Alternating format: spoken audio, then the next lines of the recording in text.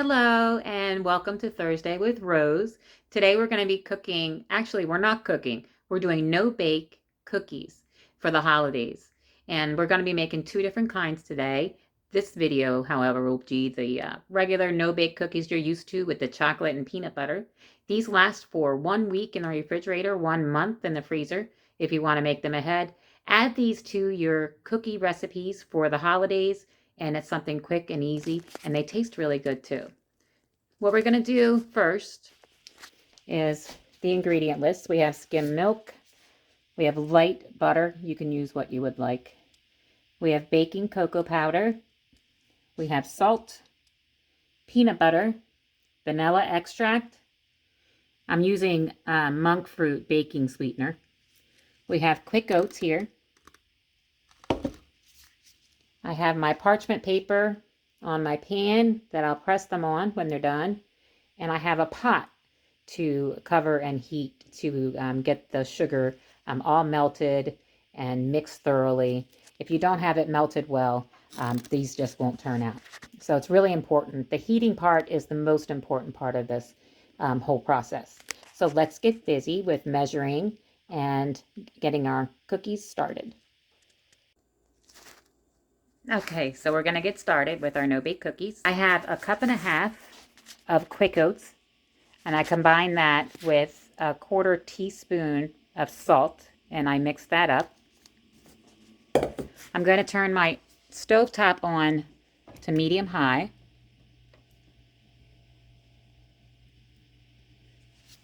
And then in our pot, we're going to whisk together our butter. So I have 1/4 cup of light butter, Country Crock Light. And then I will have our sugar, and I'm using the baking sugar, the Swerve baking sugar. And we've got that. Make sure we get all the sugar. And what's next? I don't usually do a lot of baking, but I'm trying it this season, so we'll see how it works out. I've done quite a few since I started these videos, but I haven't made these no-bake cookies light before. In the past, I've made them, but not from a lower fat, lower calorie recipe. So we have our sugar, we have our butter, and we have our oats and our salt mixed in the bowl. So we have our stove on medium-high heat. So then I just want to add the milk. You can use almond milk. I'm using skim milk. If you're doing this recipe from a full-fat version, you can even use evaporated milk with this. That's what I normally use, is evaporated milk. But not for these purposes. So you just whisk it together. Sorry, my hand's in the way.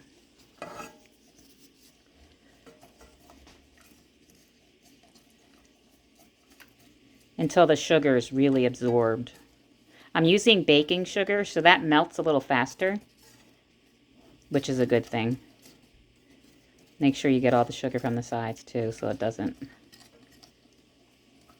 stick and give you a grainy texture.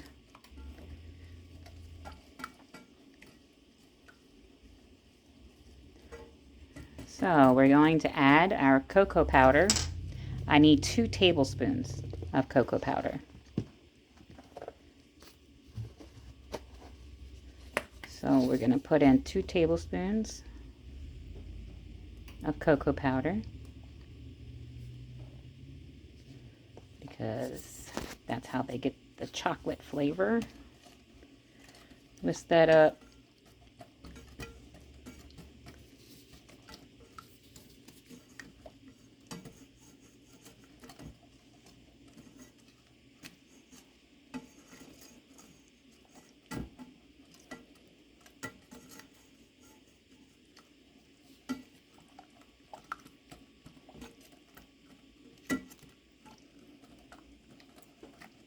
Trying to get that as smooth as possible. Make sure I get the chocolate off the sides.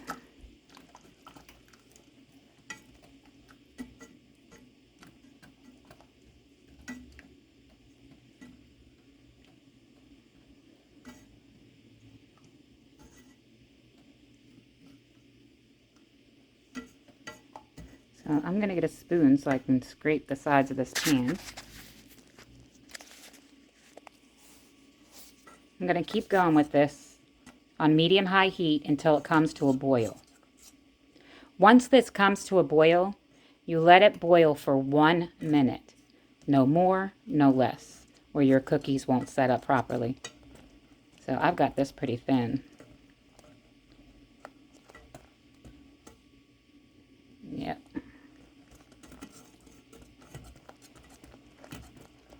Once I'm done with this, I'm going to add our peanut butter. 5 tablespoons of creamy peanut butter. If you want to make this even lighter, you could use PB2, the peanut butter powder. Just make sure that you have enough. So I'm going to set my timer for 1 minute.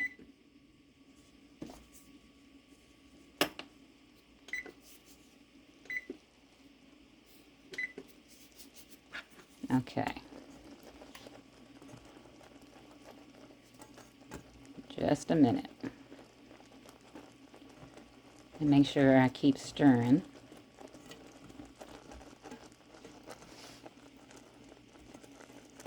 Because I don't want this to get grainy at all. This should be really smooth. So I'll be stirring like crazy.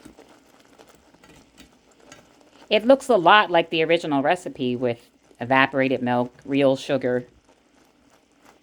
In fact, it takes a lot longer for regular granulated sugar to melt in this, so this is even easier with the baking sugar that I use, the baking swerve replacement.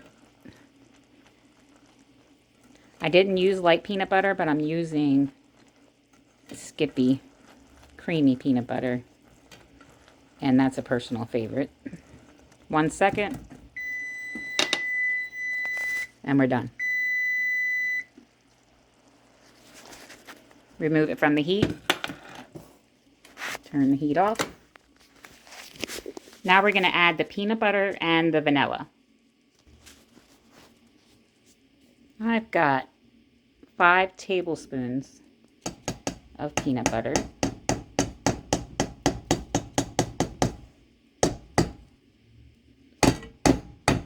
Don't you worry, I'll be getting the rest of that. And I've got a teaspoon of vanilla extract.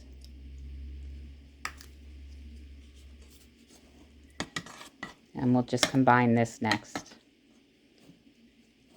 And I'll give you a peek at how it looks when it's done. I'm going to get the rest of that peanut butter in there. I'm going to give it a really good stir. And then we're going to pour this over the top of the oats that we've already mixed with some salt. So what I'm going to do is I'm actually just going to pour this or spoon this chocolate mixture over the oats and then combine it well. And I'll give you a look at that in just a moment. I apologize for all the back and forth with the camera, but I'm alone today, so I'm my own camera person. So let's see how this looks once we mix these this chocolate mixture with our oats. Okay, this is how it looks now. It's sort of a well-formed, stiff ball here.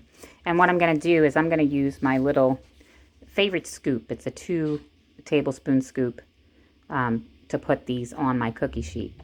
And so I'll take a look. I'll give you a look at that once I get them on the sheet. I'll take a couple of out and show you how that's done first.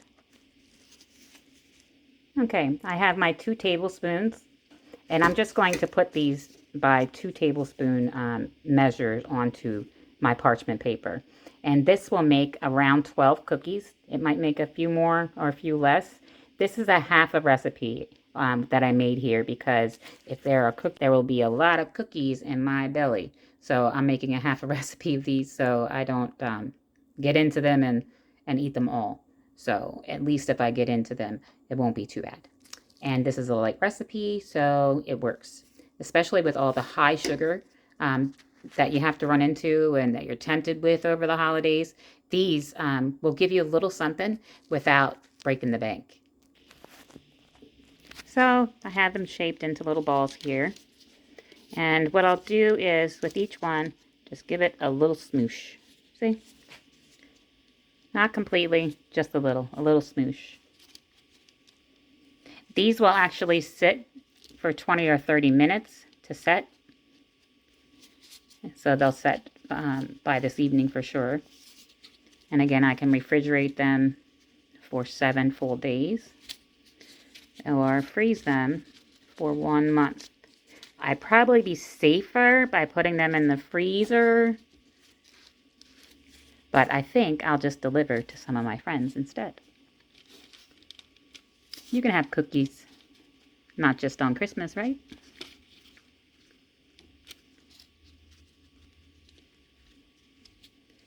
And besides, my mother-in-law and my friends, they'll all like these cookies. So that's all for our chocolate peanut butter no-bake. And I hope you'll stay with me. I'm going to also do a video with pumpkin no-bake cookies. And every week this week from now on until the holidays are over, I'll be doing a holiday recipe each week, a side dish or a treat, maybe a pie, and no-bake cookies. So thanks for joining me today, and I hope you enjoyed our chocolate peanut butter no-bake cookies. Have a great day.